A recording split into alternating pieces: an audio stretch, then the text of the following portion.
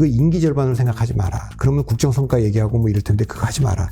지금 똑같은 제가 주문을 하고 싶어요. 인적쇄신할 때 방향은 뭐냐, 원칙은 뭐냐.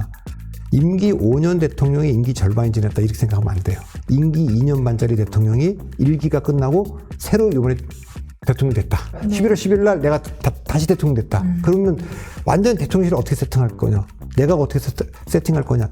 그냥 원점에서 그냥 그렇게 하는 게 맞다고 봐요. 그러니까 그동안 해왔던 분들, 익숙한 분들로는 100% 실패하는 게 그냥 예정되어 있습니다.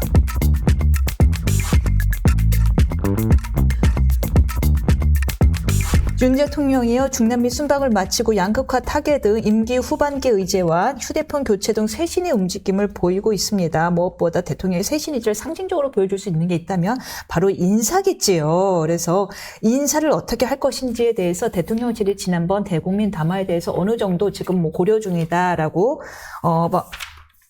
말씀을 주셨으나 좀 더 신중함의 방점을 찍은 듯합니다. 개각에 조금 상당한 시간이 걸릴 것 같은데요.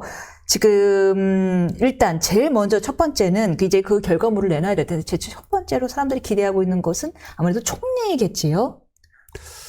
일단 대통령이 시간이 좀 걸린다고 하는 게 이게 국제정치 환경이 너무 급변했어요. 트럼프가 왔기 때문에. 예, 맞습니다. 사실 그래서 지난번에도 미국 대통령 선거 끝나고 외교 안보 라인을 바꿔야 되는 거 아니냐. 근데 그때 바꿨잖아요. 그래서 이 문제와 관련된 그 고려가 하나 있을 거예요.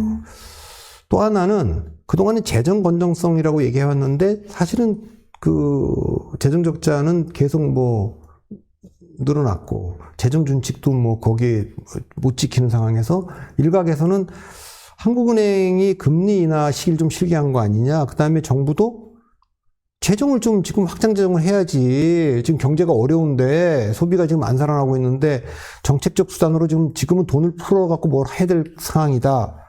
근데 이걸 완강히 안 하던 대통령이 양극화 해소책을 찾아야 되고 뭐 추경을 내년에 하겠다 이렇게 지금 나오기 때문에 지금 이거는 근본적으로 지금 그 경제 운영 기조를 바꾸는 문제이기 때문에 그거에 대한 그 검토가 있어야 될 거예요. 전략적으로 이렇게 하는 게 맞는지. 그 다음에 지금 개혁안 던져놓은 것 중에 지금 연금 개혁안만 지금 정부안이 나와 있고, 그거는 뭐 여야간에 지난번에 어느 정도 됐으니까 좀 이걸 해야 될 거고, 지금 의료 개혁이라든가, 지금 뭐 노동 개혁이라든가, 뭐 교육 개혁 이런 것들은 지금 뭐 전혀 지금 앞이 안 보이는 상황 아닙니까?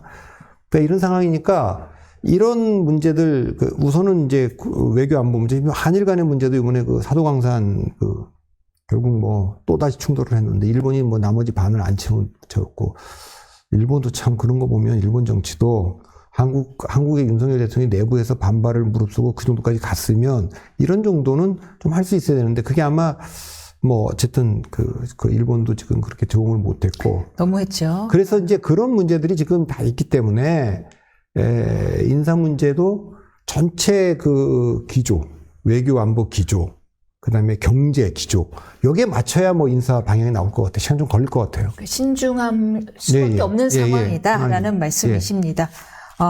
말씀대로 지금 외교 안보 문제, 특히 트럼프 당선인이 되고 이제 일본도 총리가 바뀌고 하면서 외교 안보 문제에 대해서 조금 더 신중할 수밖에 없는데 어떻습니까? 일단 총리 후보자부터 얘기를 해볼까요? 차기 총리 좀 신중하게 선택하겠지만 결국 그 핵심 조건은 무엇이 돼야 된다고 생각하세요? 그럼 뭐 총리는 인준을 받아야 되잖아요. 그 민주당이 동의 안 하는 사람은 안 되잖아요. 지금. 민주당 동의가 최고 조건이다. 민주당 동의 받는 사람. 예. 그다음에 이제 전략적으로 이렇게 되면 이제 버리는 카드 첫 번째, 두 번째 버리는 카드까지 생각을 해야 되잖아요. 그분들한테는 뭐 굉장히 죄송스러운 말씀입니다만 첫 번째 딱 던졌을 때 지금 이재명 대표가 지금 굉장히 어려운 상황에 처했는데 첫 번째 정부가 내놓은 인사부터 인준시켜줄지는 잘 모르겠어요. 지난번 대법원장도 좀 그랬지 않습니까? 예. 그러니까 그걸 고려할 때 첫 번째는 바둑으로 말하면 사석작전인데 버려지는 카드로 나갈 사람까지 고려해야 되니까 이게 어렵고 그래서 지난번에 어쨌든 이재명 대표하고 만났을 때 그때 좀 야당이 이런 분들 좀 고민하고 있네. 처음엔 추천해달라고 야당에서 그러던가 아예 추천은 책임을 나눠주기 싫으면 그건 뭐 정부가 하실 일이다. 대통령께서 하시면 된다. 그러면 그럼 제가 고민하는 분 이런 분들인데 어떠냐 이렇게 물어봤을 수도 있고요. 그래서 그래서 전체적으로 지금 기조에 맞는 지금 국정을 끌고 갈 만한 분들 찾으면서 야당의 반발 안 할 분들 찾아야 되니까 이 조건을 엔드로 만족시킬 분들. 지금 그래서 하마평에 주후영 국회 부의장, 권영세 의원, 뭐 이정현 전 의원 등이 하마평에 거론되고 있습니다만. 글쎄 모르겠어요. 사석인가요? 이정현은 뭐 호남이고 그래서 근데 지금은 예. 우리가 지금 탈냉전 세계화 국면 이후에 가장 큰 변화를 맞고 있는데 이런 변화에 내각을 총괄하면서 이끌고 갈 수 있는 아무리 총리가 뭐 대독 총리란 말을 듣지만 그래도 총리가 중요하거든요. 그러니까 그런 문제를 할 수 있는 분을 하는 게 좋죠. 그러니까 인준만 너무 생각해서도 안 될 것 같고요. 지금은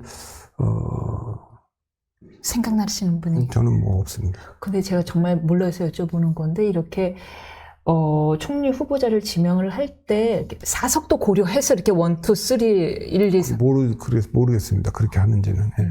장관은 뭐 청문회하고 상관없이 그냥 임명하는 거니까 네. 그냥 할 텐데 지금은 뭐 야당이 어쨌든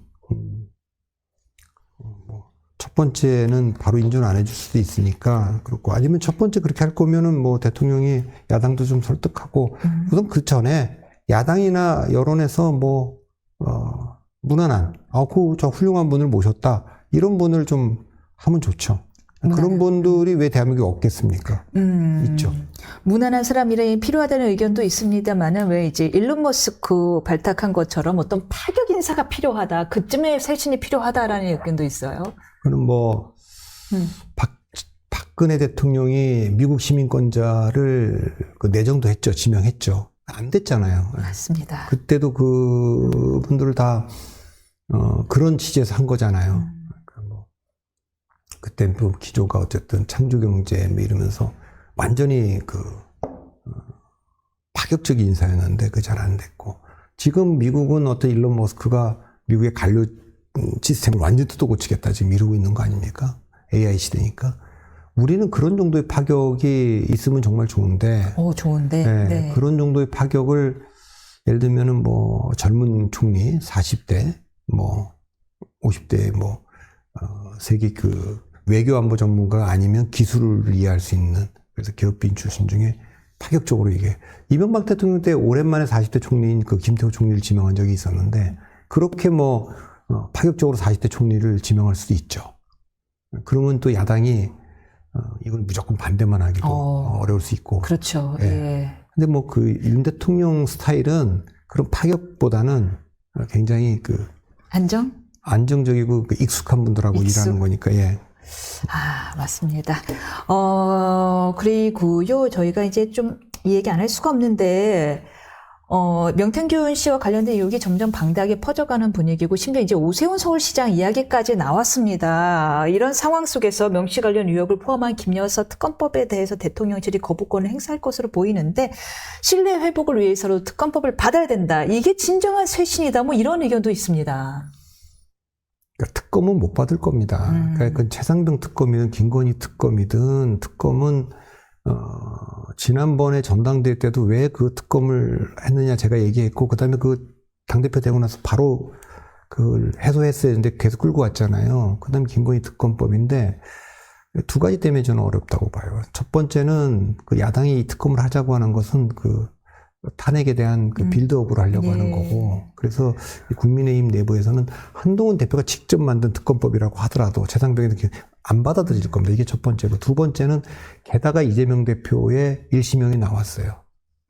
그러면 아니 이 죄가 더 중한데 이 죄들인데 이 국면에서 이걸로 전선을 흐트리고 그러니까 그렇게 하면 안 된다. 전쟁 중인데. 네. 그러니까 그건 뭐 제가 그때도 말했지만 독일과 일본하고 맞서기에서 미국과 소련이 손도 잡고 국공 내전이 있더라도 일본하고 싸우려면 국공 합작도 하는 거니까 그래서 저는 이게 만일에 특검법이 통과가 되면 그거는 한동훈 대표가 아무리 공개적으로 그걸 통과에 반대했다고 하더라도 한동훈 대표 책임으로 돌아갈 가능성이 크기 때문에. 그렇죠. 그래서 지금은 당장은 이 특검법은 국민에서 맞습니다. 받아들이기 어려울 것 같아요. 굳이 지금 훨씬 더 유리한 국면인데요. 그런데 지금 오늘이죠. 리얼미터가 에너지 경제신문인가요? 거기 의뢰로 지지율 조사를 했는데요. 윤 대통령의 국정수행 긍정평가가 또 한 2%포인트 이상 올라갔고 25.7% 계속 상승 추세거든요. 그거는 뭐, 오차범위 안에 있기 때문에 조사 때, 그거는 뭐 지금 우리가 얘기하기는 어렵고, 예. 윤석열 대통령의 지지율이라고 하는 거는 상대평가니까 이재명 대표와 조국 대표에 대한 평가, 그리고 예. 거기에 따른 야당의 저항, 네. 이거에 따라 보수층도 결집할 수 있으니까 그 영향을 좀 받을 거고요. 저쪽이 저렇게 하는데 여기도 조금 더 결집해야 되는 거 아니냐 이런 거고, 외교 안보 환경에서 트럼프 대통령과의 문제, 거기를 좀 어떻게 풀어내느냐 이거. 그다음 세 번째는 인적 쇄신, 아까 그 내각의 그 파격성, 그다음에 대통령실의 어떤 개혁성, 뭐 이런 것들이 변했구나. 그래서 제가 항상 주문하는 게, 지난번에 기자회견 할 때 제가 그런 주문했잖아요. 이거 임기 절반으로 생각하지 마라. 그러면 국정성과 얘기하고 뭐 이럴 텐데 그거 하지 마라. 지금 똑같은 제가 주문을 하고 싶어요. 인적쇄신할 때 방향은 뭐냐, 원칙은 뭐냐. 임기 5년 대통령이 임기 절반이 지났다 이렇게 생각하면 안 돼요. 임기 2년 반짜리 대통령이 1기가 끝나고 새로 이번에 대통령 됐다. 시즌2? 그러니까 11월 10일 날 내가 다시 대통령 됐다. 그러면 완전 대통령실을 어떻게 세팅할 거냐. 내가 어떻게 세팅할 거냐. 그냥 원점에서 그냥 그렇게 하는 게 맞다고 봐요. 그러니까 그동안 해왔던 분들, 익숙한 분들로는 100% 실패하는 게 그냥 예정되어 있습니다. 그 인식, 그러니까 다른 사람, 다른 생각, 다른 사람, 다른 선택을 해야만 결과가 달라질 수 있지. 이게 너무 뻔한 거거든요. 그래서 시즌2로 생각을 하고 아예 새롭게 해라라는 말씀을 그러니까 2년 임기 주셨는데요. 반짜리 대통령의 두 번째 임기가 시작됐다 이제. 그 생각을 하는 게 좋을 것 같아요. 소중한 말씀인 것 같습니다.